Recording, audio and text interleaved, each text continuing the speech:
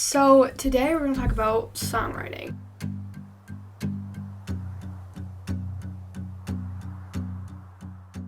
Let me just give you my little backstory for how I started doing this. I feel like you always disturb me right when I want to do something. You never disturb me when I'm bored. Are you not bored right now? Well, I have to film a video. Okay, I'll leave in 1 second. I've always tried to write songs, but they've always failed. Let me show you one from freshman year. Okay. Here's the chorus. I want to go somewhere far away, where the grass is greener and my friends will stay, where the gray doesn't matter and you're loved just the same. It's not terrible, it's just very baseline basic. Towards the end of December, I started getting back to songwriting. I've written like 20 songs already, and I've improved so much. And I just want to talk to you guys about how like my processy for like songwriting, things I do, honestly just how I go about doing it. Like what I do, my thought, like just everything, okay? My first piece of advice would to be only write when you're inspired. Because if you're not inspired, you're just not gonna have any ideas and you're not gonna want to do it, and it's gonna feel like a chore. You feel like you're making yourself do it. Literally only write when you're inspired.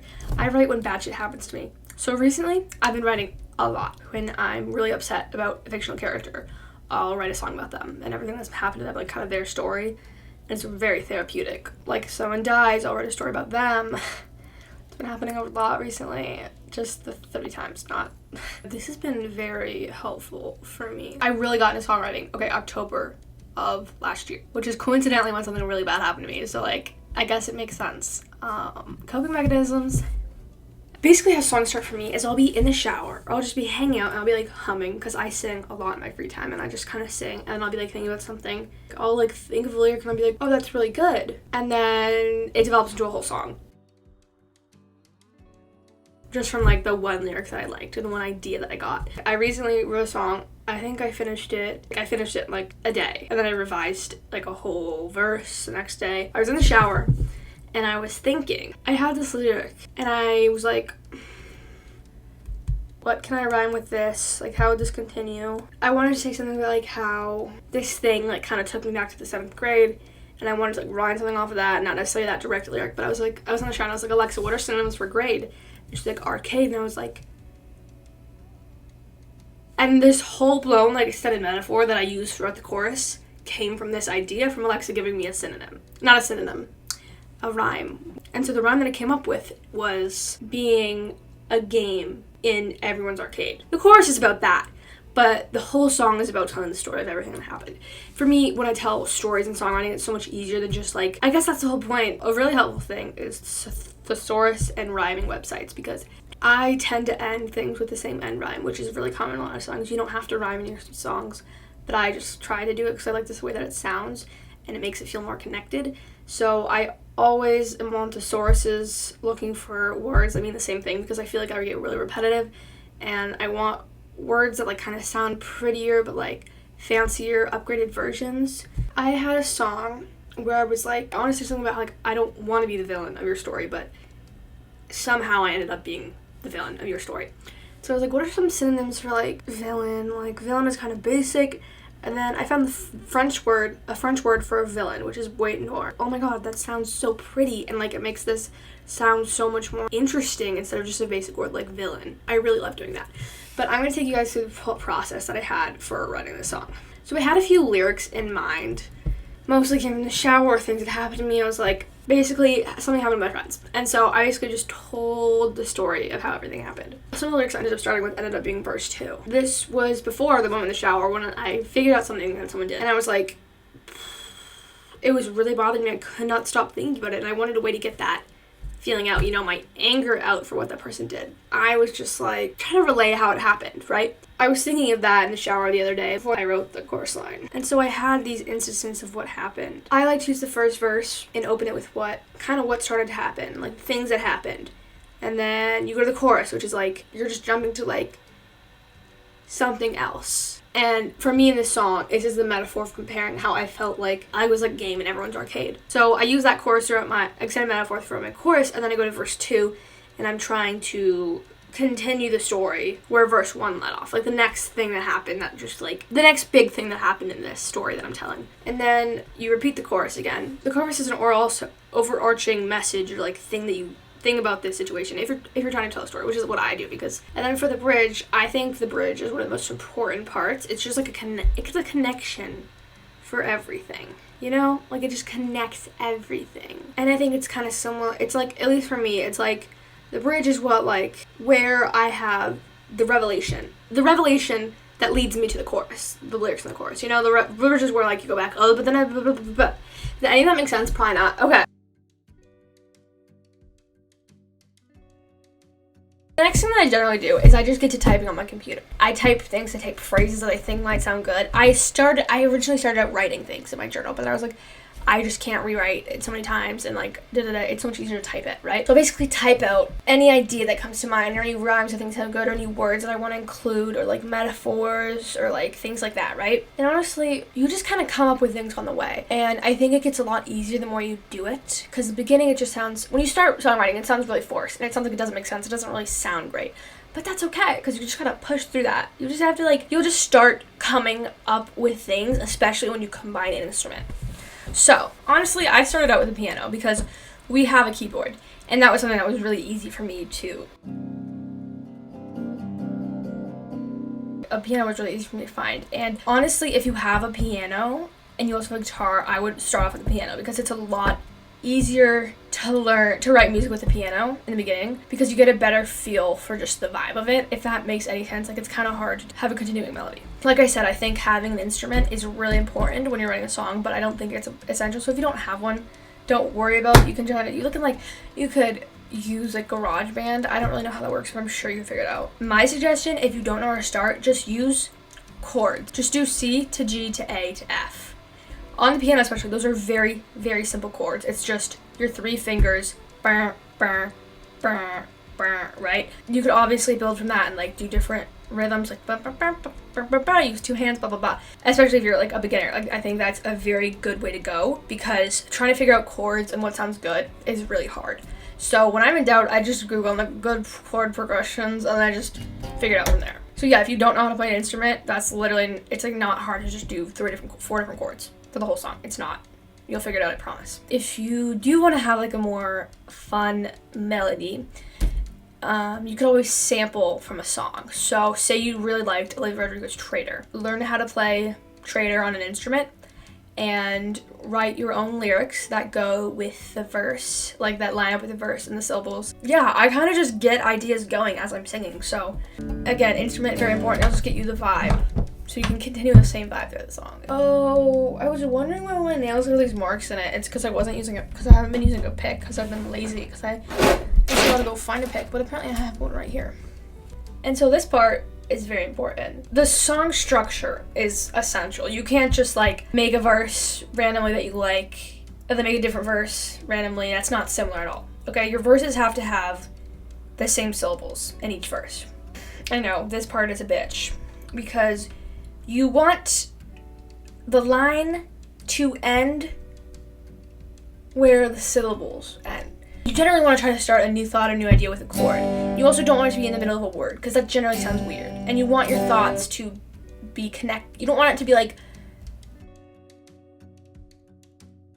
now I'm crying. Now I'm like crying on the couch. Now I'm crying. Like, it's like, you want to do it in a, like, for me personally, you can do whatever you want, but that just is what I like. I start with just the chord, but then like when I'm back, I'm like, okay, now that I know that sounds good, I can do like certain finger picking, or like pluck pluck strum, pluck pluck pluck strum, you know, like that type of stuff.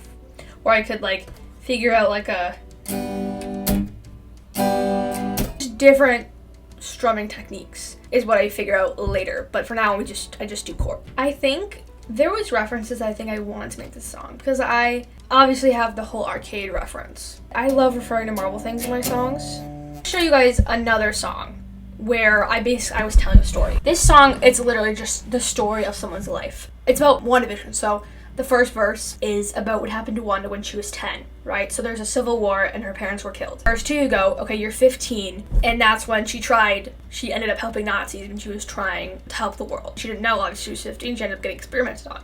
And then I went to the chorus, which is kind of what's happening in WandaVision. And then I go back to the third verse, after Vision dies, and she dies too. It kind of tells that part of the story. And you go back to the chorus again. And then I did the bridge. The bridge is like the ending of one division. Like, some of the lyrics are, tell the boys that you're glad they chose you to be their mama, but you can't help the walls from caving in on you. And it's like, goodbye to this little town. All she wanted was Bear Hill up, so it's kind of about that. Like, everything, how shit hits the fan. I like to write the bridge as when shit hits the fan and when the realization hits. Sometimes I like to do a second chorus. So the last chorus will be a little variation of the original chorus. So I made a lot of references to sitcoms for this song because One Division is almost an homage to sitcoms from every decade. And so I wanted to make a lot of sitcom references like Dick Van Dyke, I Love Lucy, Bewitched, Addams Family. Those are some of the references that I made. The chorus goes from tell Lucy you still love her to you'll say goodbye to Lucy. You want to keep the same syllables in both lines so it sounds coherent and the melody isn't messed up. To be so witched, and then changes to not be so witched. Like you're telling Lucy, can't go Bewitched, sitcom from 70s, 60s, 50s, I don't know. Your love is tethered souls, because obviously Vision and Wanda were tethered because of the soul stone. And it goes to lonely soul forevermore because she lost Vision, right? Vision dies. I like making those changes, right? To like emphasize the shit that went down in the second chorus. Because at least in this song, I want to keep the chorus like happy. Everything's great. And then this is probably my favorite part of the chorus. You'd buy rings made out of paper, sip coffee around their cradles. The Addams family looks a little different at this dinner table. And then that version in chorus 2 is, you'll miss the rings made out of paper, babies are gone, no more cradles, sip coffee on the steps alone. And then I kind of broke my rule and made this like the outro part because it was more, I wanted to say more things, so I made it the outro. All you had is gone, even your chosen family. All you got are the old sitcoms on TV. Babies are gone, no more cradles. Sip coffee on the steps alone. All you had is gone, even your chosen family. Now all you got are the old sitcoms on TV. Anyway, so that's an example of a song where I literally just told the story of someone's life. I tend to do that when when I'm grieving fictional characters. So that was an example of how sometimes I like to just do how everyone shit hits the fan in the bridge. Keep in mind that I'm a child, and, take this advice with a grain of salt if you want to. I really don't care. Getting into it. Like, getting into the mode where you feel like you're heartbroken, and this is the only way you can express anything you've ever felt. So, I think I'm going to play you guys this song. Also, listening to music helps. If you listen to a lot of music with good lyrics, it'll help you. Also, something that I don't do a lot of, but I think would be really helpful, is if you wanted to print out a song that you really like, that has a lot of lyrics, and just analyze it. That helps, right? Because you're essentially writing poetry when you write music. I was told always to watch as many soccer games as you can. Watch soccer games, think about their moves, think about what you would do in that situation. And I think that same applies to songwriting. Like, listen to music. Think about the lyrics, think about what they mean, what the artist is trying to tell you. If you want a really interesting song to analyze American Pie. I didn't get it. I didn't understand what he was saying. I thought he was just making random references that didn't make any sense. But on the cabin, my dad explained it, and I was like, oh my god. Like, that sounds dumb that I didn't get it, but like, it was mostly, I think a big part of it was because I didn't understand like the cultural references because I wasn't alive at that time. Because just exposing yourself to that helps you learn what you want to write about and how it doesn't sound stupid. I've kind of noticed that I put a lot of lyrics in. My songs end up always being really long. So maybe you don't need as many lyrics as I do. But I always feel like there's so many things I want to get out, Told me I'm not alone, the next day you left me out. Now I'm crying on the couch. Spooning melted Haagen-Dazs. Saltier now than it was before I figured it all out. You said it's 'cause I wasn't in town. Oh, that I truly doubt.